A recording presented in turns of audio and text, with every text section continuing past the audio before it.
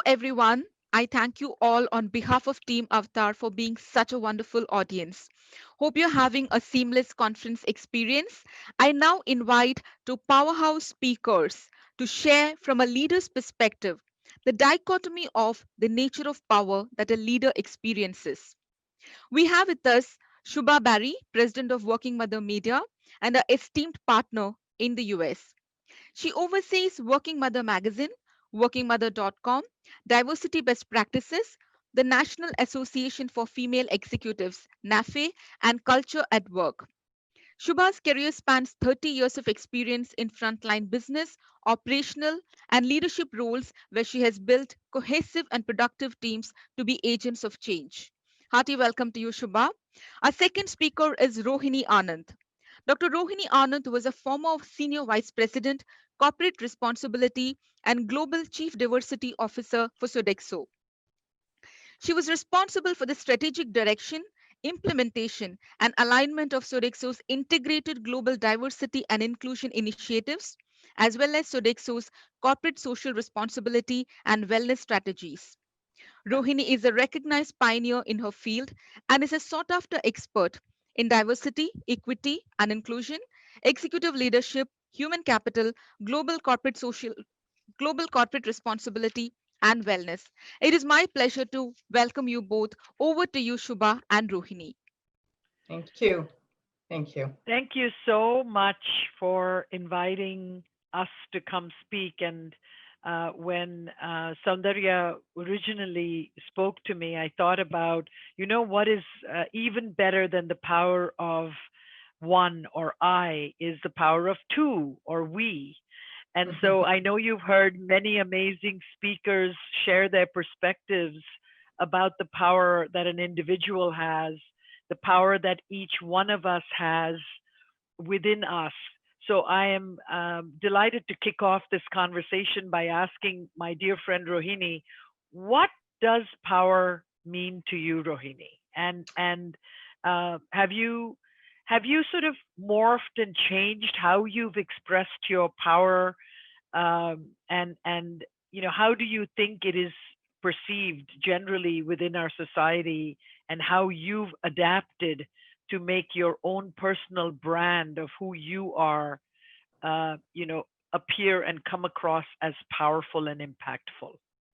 Wonderful, Shubha. Thank you also. And I'm sure this conference has been so inspiring for all of you. For me, the cherry on the cake, Shubha, is to actually do this with you.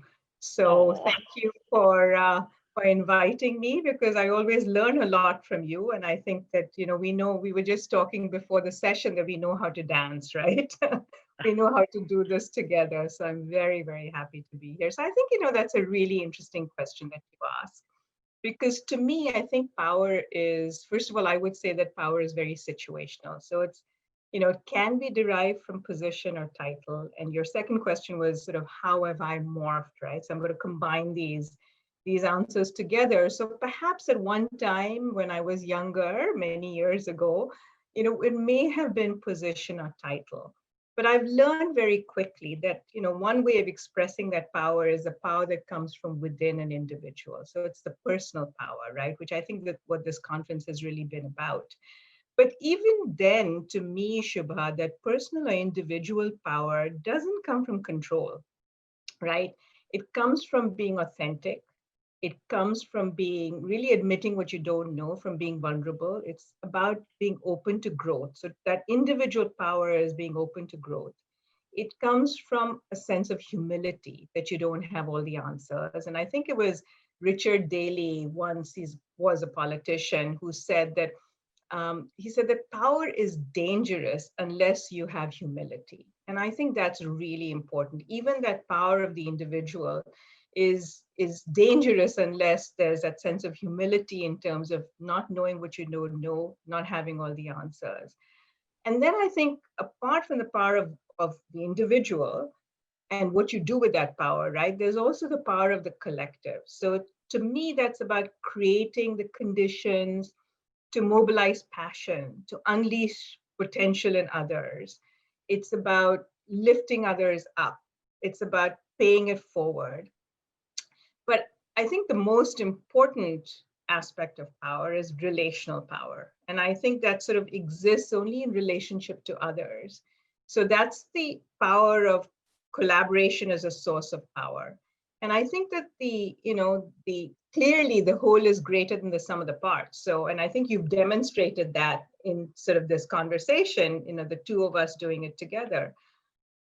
And ultimately, I think it's when you have that sort of all those aspects of power, the collective, the relational, also the individual, the self-reflection, when it comes together, then I think it's really sort of the most effective power. And, I think there's an African saying that goes, to go fast, you go alone.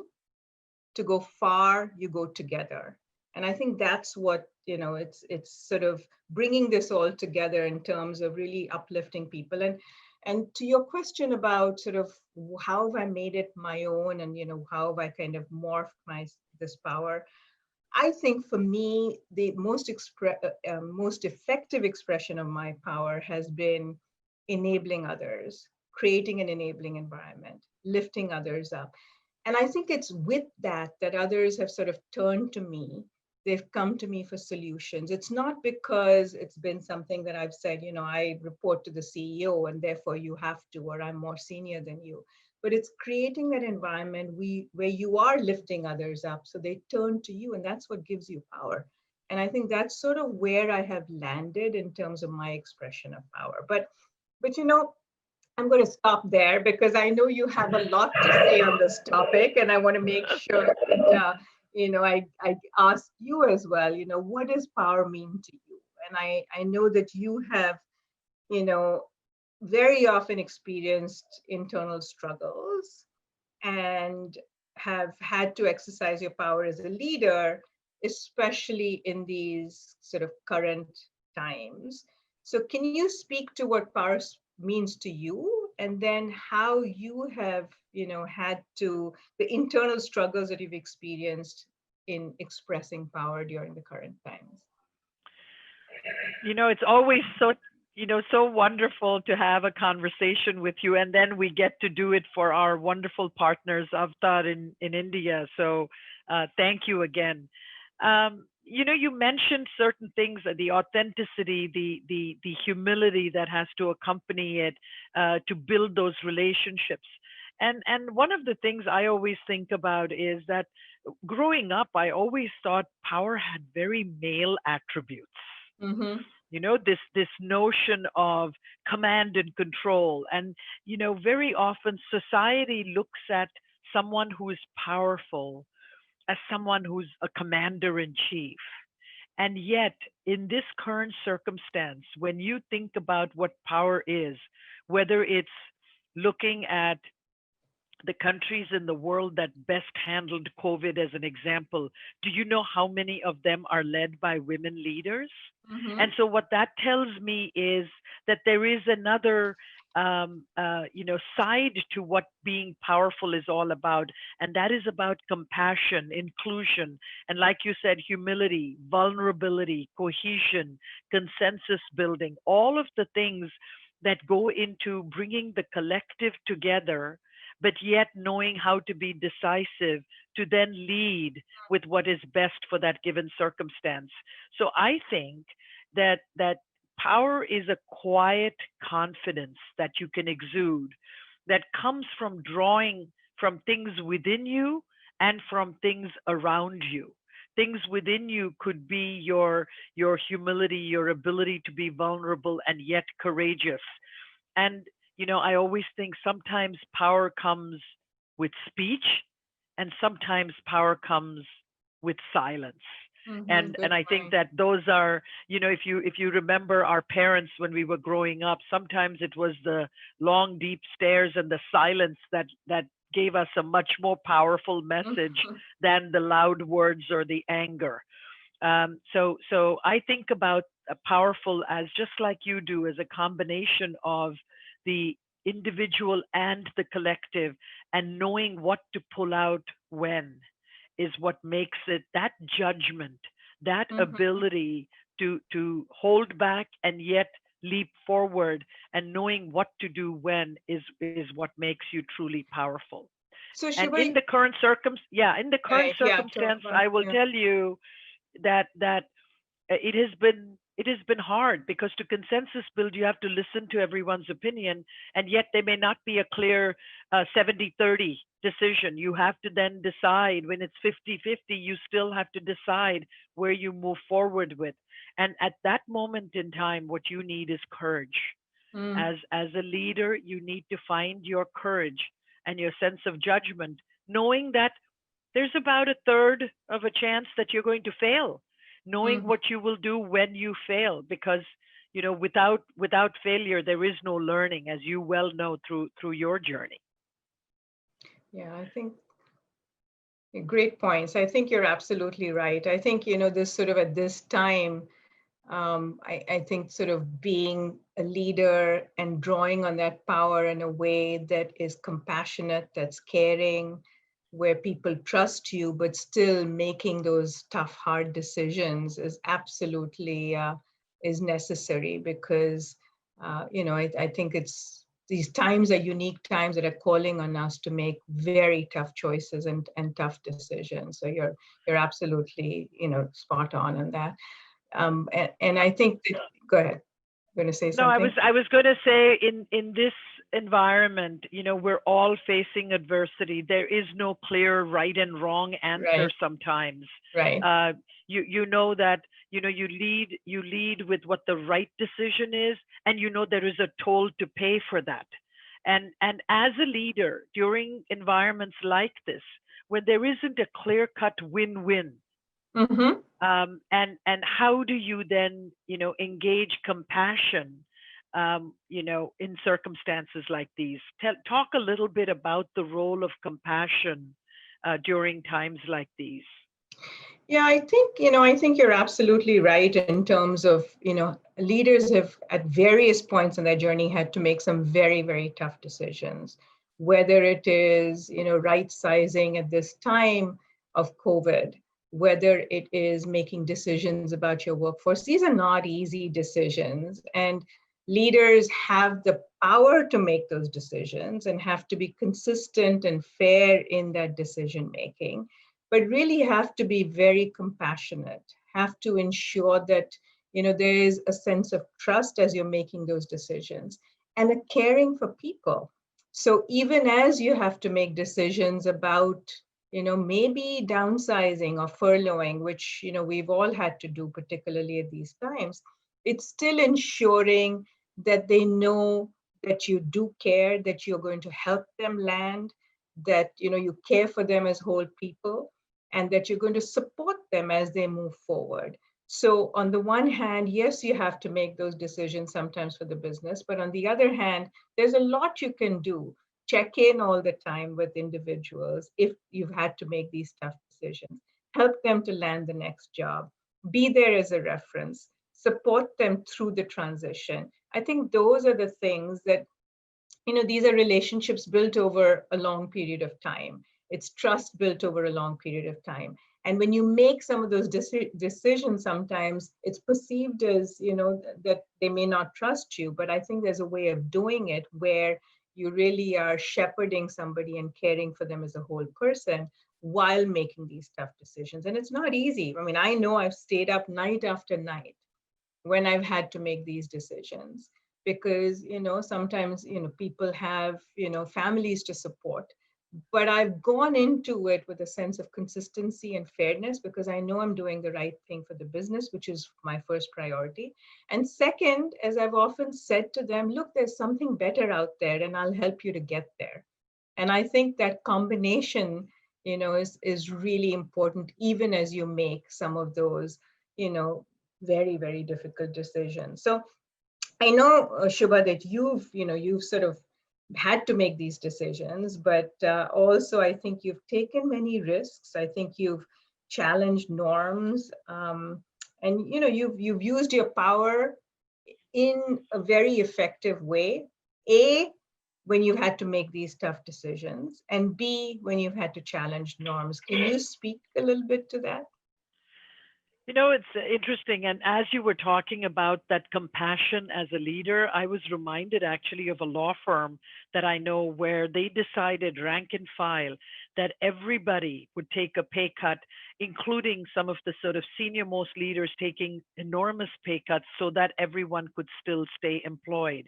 This is during these COVID times when Mm-hmm. business literally ground to a standstill. So, that kind of ability to look at the impact on the broader organization and as a leader help drive and make decisions that feels right for your organization's culture is really also exhibiting and exuding Yeah, power. So absolutely. you asked me about risk taking and challenging norms. I have to tell you, I will candidly say sometimes I was foolhardy, sometimes I was lucky, but often I drew upon my life's experiences. In this Mm-hmm. journey, you've made decisions that sometimes leads to success and sometimes failure. And during tough times, you draw from those. You draw from consulting with people that you trust and that you respect, whose opinions can also help guide your thought process. Sometimes I convinced people that they needed to join me in this, but that required a certain amount of selling the Mm-hmm. idea to them. Sometimes it was talking down the naysayers. Sometimes it is standing up to say, I know you feel that way, I respect that, but I don't think you're right this time. I really believe that we can come out of this differently. But always finding a way to put one foot in front of the other and keep moving. Because Mm-hmm. staying in place, doing nothing, is not an option. And sometimes during times of crises, the options look so poor that you are tempted often to just say, let me stay put. If I just wait long enough, it's like saying, if I hold my breath long enough, suddenly things will change. And they never do. They never do. They bring you to a place that you may not want to be at. So I'd say sometimes I went around, sometimes I went over, sometimes I went under, sometimes I had to walk through the fire. But whatever it was, you do that with a great deal of drawing on your own convictions and sound judgment and leaning on other people. A Mm-hmm. very wise person once said to me, during times of crisis, learn to lean on others, because when you lean on others, you give them permission to lean back on you. And it's one of those things where it's almost foolhardy to say, I'm going to do this alone. I will make this decision all on my own. So when you think about you know leading diversity, we often talk, you and I, that in times of crisis, do you think it's easier or more difficult to be leading more diverse team? Because we often are called upon to question the pros and cons of homogeneity versus diversity. And right now, the big focus is on let's have diverse teams. But during times of crisis, during moments like what we faced in these last 5 months or so, what do you think about that notion of leading a diverse workforce, diverse teams? What is called upon from a leader during these times? Yeah, I think that's a great question, Shubha. And I would say that on the one hand, I think diverse teams are really the answer to times of crisis, because I think that they can spawn very creative ideas that help to bring us out of these times of crises. I think if they've been enabled in an environment that is nurturing, where there is a sense of belonging, I think those answers can emerge. And I think we're seeing that in many organizations, how they're coming up with creative solutions. That's not coming from the top. Those solutions of pivoting during times of crisis is not coming from the top. It's coming from the operators who are there on the ground, who see the business, who are often women and people of color, minorities and others, who are coming up with solutions, and I think that sort of how you define minority obviously differs depending on where you are and which part of the world. But regardless of where you are, it's people on the ground who are coming up with solutions. So I think managing a diverse teams at this time is the solution. However, having said that, I will tell you that there are many challenges, and there's no right or wrong, right? In terms of how people present themselves, it's just different. And understanding the context and a different worldview is what makes it easier to manage a diverse workforce. And I will say for myself, some of it is understanding myself and my own hot buttons. So, I can tell you that I worked for many years for a French company, and conversations that I would have with them at meetings would be circular conversations. And they'd go on, and there'd be everyone sort of pontificating, philosophizing. Everyone had to have way in. It took forever. And here I am, having lived in the US for as many decades as I have, coming in and saying, let's get to the solution. We need the next steps. And I learned afterwards that I was so task oriented that I just had a hard time letting go. And I had to step back and say, there's something beautiful in what they're trying to do, because everyone has an input. All voices are heard. That's how they're educated. And, for me to step back and say, okay, it may take time, but this is how relationships are built. This is how they get to know each other. This is how they trust each other. And then the outcome is something that everyone's bought into. So I think, doing that, managing in a way where you sort of create an enabling environment, but where you self-reflect, know your own hot buttons, and flex your style. But having, again, I think in this virtual environment, Shubha, it is very challenging to give feedback, build trust virtually. But I think the way to do that is obviously to be there for your teams, to coach them, to guide them, to be available for them, to support them so that they trust you. And you said this at the onset, as well as I mentioned, in terms of being vulnerable, right? You have to admit that you don't have all the answers, that we're all human, but at the same time, being consistent and clear about your expectations. A deadline is a deadline, and let's be clear about it. But at the same time, I'm willing to flex. You have other circumstances, so let's talk about it. But all that happens with the foundation of trust, and you have to try that much harder when you're remote and unable to sort of see people face to face. I call this whole thing about leadership and power a loose but tight model, right? You have to be consistent and fair, but at the same time, you have to be able to go with the flow. So, to me, it's that loose but tight model. I know that we're sort of running out of Do you time want to go to here. some of the questions? I know Yeah, we could talk forever. I'm You and going to I could ask talk you, forever. I'm going to ask you a question about your resilience, because, Okay. you do have this sort of incredible resilience, and it sort of emerges from within you, and you've developed it over time.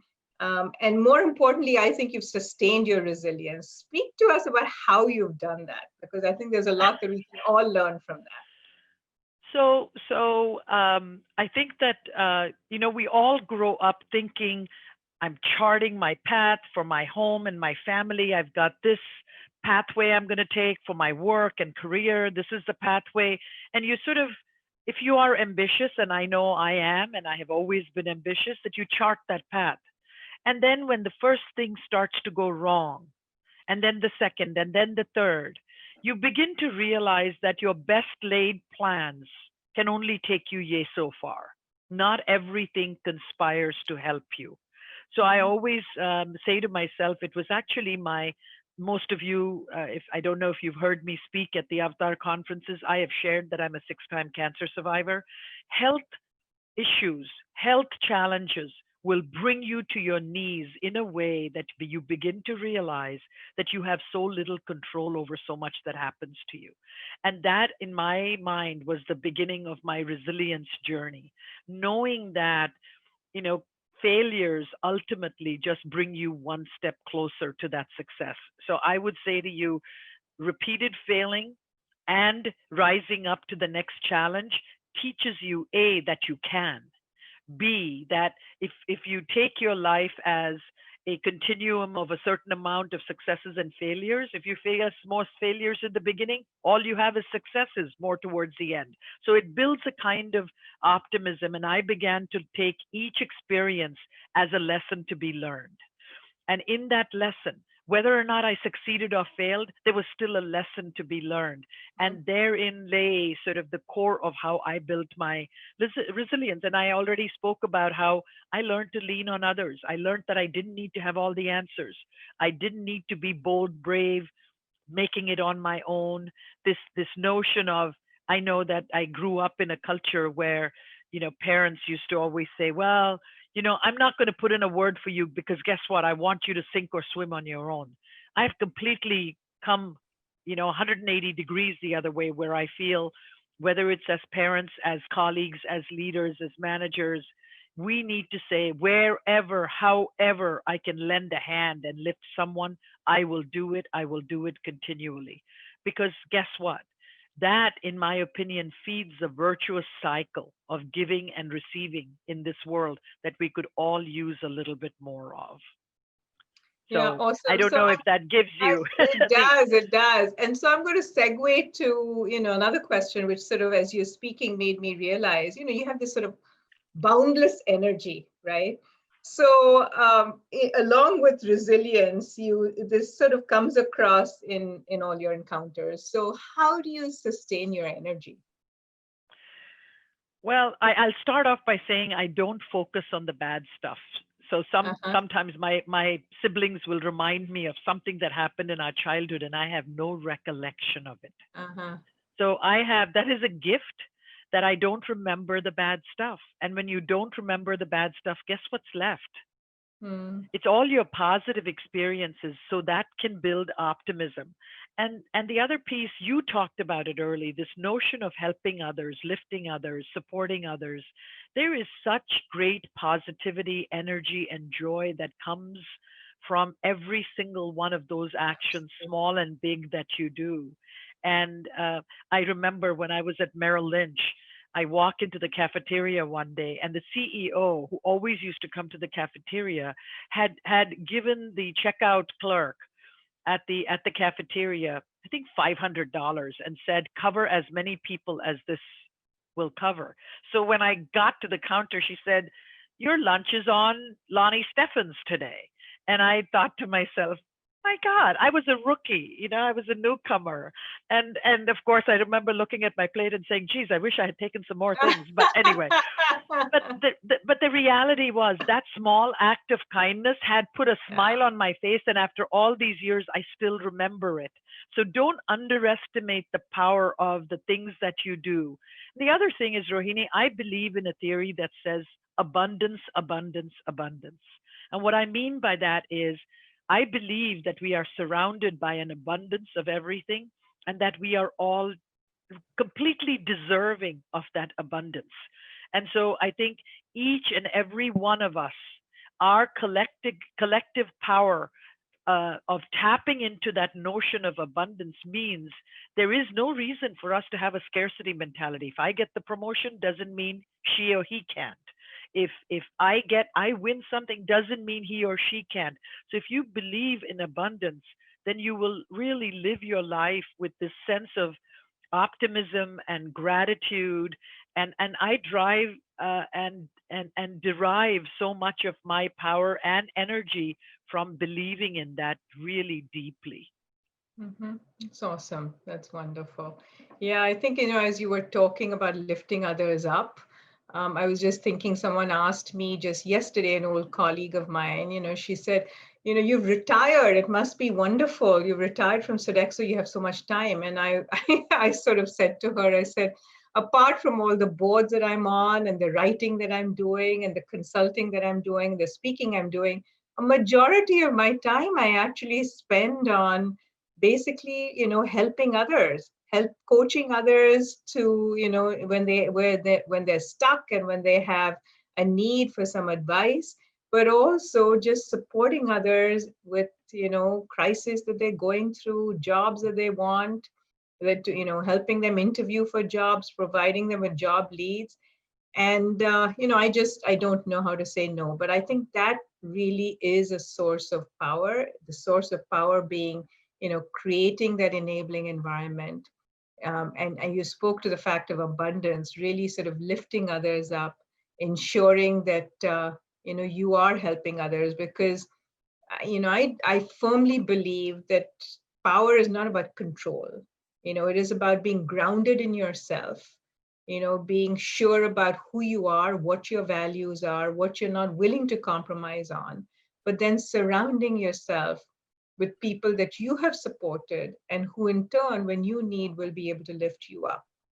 So power to me is the ability to do good things for others. It really is. That to me is what power is about, is the ability to do good things for others, because then that is what gives you that, relational power that I talked about. So I'm Well, I wondering, love it because Shiva. you put a bow on our conversation. I just really love the way you sort of wrap that up with a nice bow at the end. You are right. This is about doing for others, and and as I said, believing in the notion of abundance, where some of it will find its way back to you. And I always say that being Indian and being Hindu helps me because this notion of karma reminds me constantly that all the good and the not so good that I do finds its way back to me.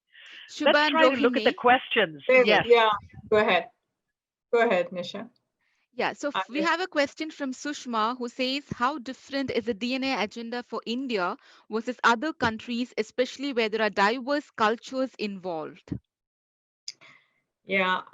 So I think, this is one of those things where you're absolutely right. I think the agenda in India and the focus on India is different than other parts of the world. I think most organizations are still basically focused on gender when it comes to advancing diversity, equity, and inclusion in India. And I think even that shows up very differently. I'll give you one very quick story, which, so what I often say is that I think individuals from the West take their Western mindset, and very often those from the US diversity practitioners will take a civil rights mindset to the work that's being done outside of the US and in India as well. So, they might say, well, we see issues of race, regardless of what part of the world we're talking about. And I don't think that necessarily translates. So it has to be very contextual. And the example that I will give you is when you talk about gender in India. I grew up in Bombay, in Mumbai, and I came to the US to go to graduate school, thinking that I knew what there was to know about, the context where I grew up. When I went back to do work with Sodexo, I sat with some of the entry level women managers, and I had in my head a notion that, women in India, we needed to put in mentoring, leadership development, etc. And I was met with a lot of silence. So then ultimately I asked, these women, I said, what is it that will help you? And one of the women in the audience said to me, she said, ma'am, if we work late, we have to go home. We can't work late because we have to go home. We have to take care of the cooking. We have to take care of our in-laws, the house. And so we can't work on some of these projects that are very interesting. And I'm thinking to myself, first of all, I had, that notion of joint family is something that I had, the context I had, I had forgotten. And or not forgotten, but I didn't realize what an impact it could have.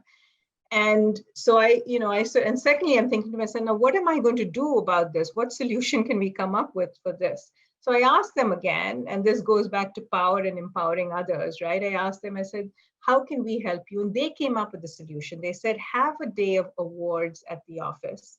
And can you invite our families also? So we did that. We had this recognition day where we recognized all the women, their families were there, and they were so proud of these women. And it may not have reduced the burden entirely, but it changed some of the dynamics. So I share that story to share that a lot of the work we do has to be contextualized. And in India, there's still issues around gender, many issues around gender. But then, of course, you have other issues, certainly disabilities, LGBT, which cut across, but also issues of religion. And so I think what needs to happen is to look at it within that context, within the organizational culture and the culture of the country, and come up with solutions that make sense. So I know that most companies still focus on gender, but also on disabilities and LGBT. Some of the other areas are not as, prevalent in terms of diversity strategies in India as I think we should get to. I know with Black Lives Matter, issues of color and colorism are now surfacing in different parts of the world, but are showing up differently. So I'll just stop there. I hope that answers the question, because I know there are many more questions here. Thank you. Thank you so much, Rohini. Shubha, would you like to answer the next question, which is from Pavani? She says how important it is to have open conversations with shop floor employees to indulge in idea generation. It's a great question. She refers to shop floor, but what is she's talking about is this notion of great ideas can come from any level.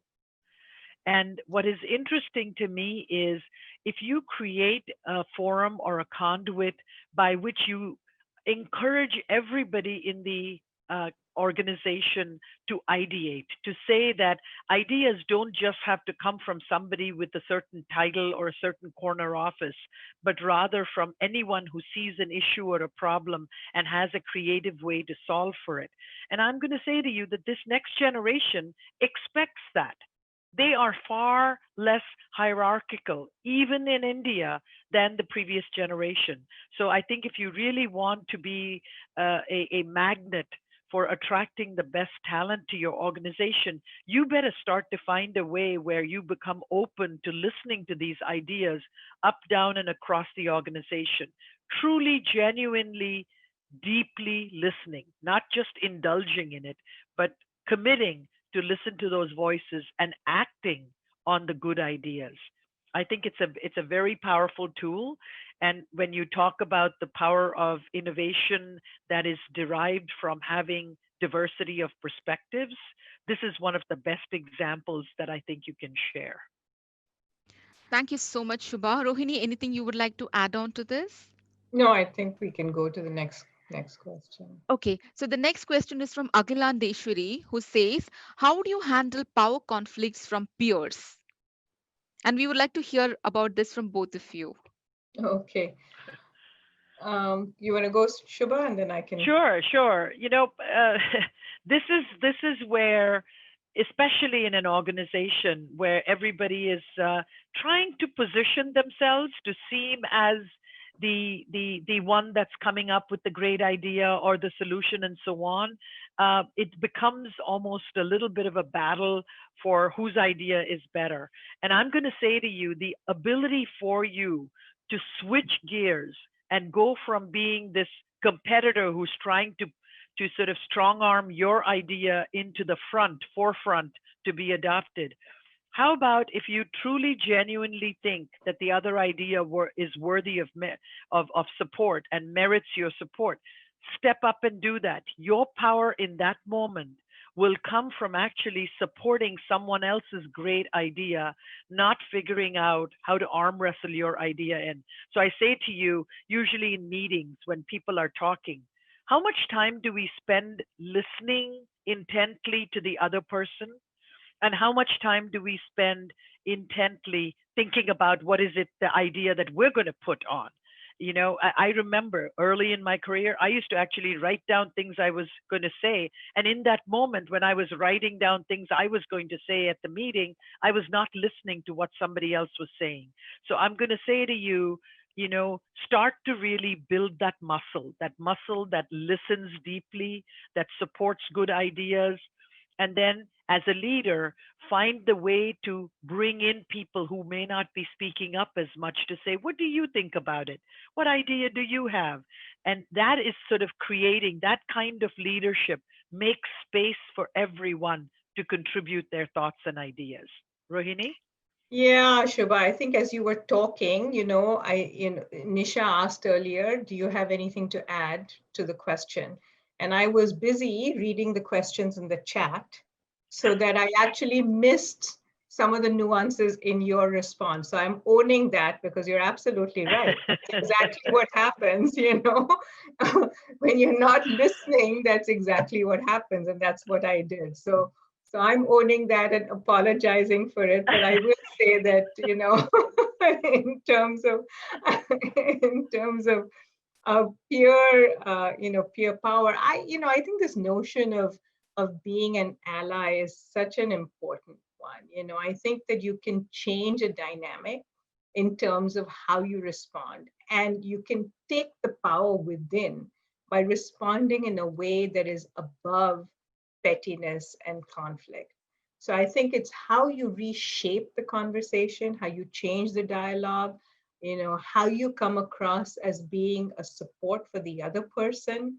And I think making space for the other person, which in turn comes back and reflects right back on you in a very positive way. So I think it's reframing that conflict. So it's not seen as a conflict. If there is sort of two different notions of how to get something done, it's sort of acknowledging and building on. It's reframing what you're doing. So the question that you ask is a little contextual. So we're both responding as though there are two ideas, and those ideas are competing, but there may be sort of other situations. And I would just say reframe that in a way that it becomes a win-win, so that you get what you want, but you get it in a way that the other person actually feels that they're being validated and acknowledged, while you're reframing that. So I think there's a trick in terms of doing that, but some of it has to do with coming out of your own self and saying, what's in it for the other person? What is making the other person tick? Why are they behaving in this way? And then reframing what you want to really kind of help them to get that. And in turn, it'll support you and get you what you need. So, Rohini, Allah. can I say that in the moment you actually modeled the behavior of how to be vulnerable. I love that. And yes, Rohini and I are good friends and I adore her, but the ability for her in this forum to be vulnerable enough to admit what she did, that is really what I'm talking. That is power, guys. That is power. and let me say, when you acknowledge that and validate it, see how the power shifts in terms of how the power reflects back on you. So this is exactly the kind of modeling I think that was not staged, it was not rehearsed, but I think you did a good job. Any closing remarks from both of you? Final thoughts and closing remarks? Go ahead, Shubha. You were almost about to say Um, something. Go ahead. so I would just say, these are really tough, difficult times, and I would urge you that in the midst of, work seems endless, demands on home seem endless, and we really don't get to see, more than a close, small group of people that we maybe live with day to day. That is the reality, no matter where you are in the world. And I'm going to say to you, take some time for yourself. Mhm. I don't care if it is 15 minutes. Start to find some ritual. Some people can meditate. Other people can just, maybe you have a book of some inspirational messages and sayings, read a few pages of it. Maybe just, you know, close your eyes and listen to the sounds of nature. Whatever it is that you can do, develop some kind of ritual for yourself, because sooner than later there will be a vaccine. We will come out of this, but let us make this time that we have experienced these last months be something that actually energize and inform us for what the rest of our lives are going to be. And I wish you all the abundance and blessings in the world. I hope they surround you and keep you well.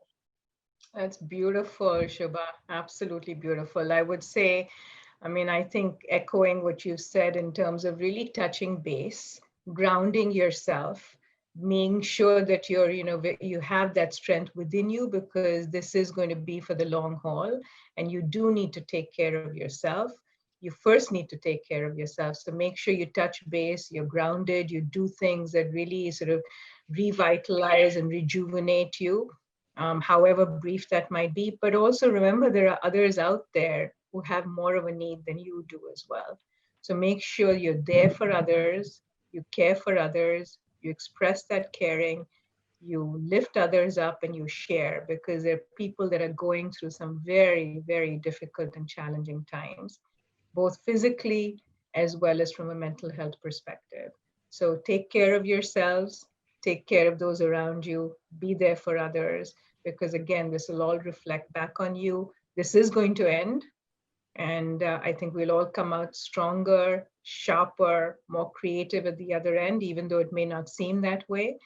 But, sort of the time will come. And I think in the meantime, let's make the best in a very positive way of even what we have in front of us. So thank you all.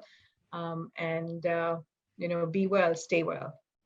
Thank you so much. Thank you so much, Shubha and Rohini. That was absolutely delightful. Thank you so much once again for giving us these powerful and wonderful and absolutely delightful takeaways and insights.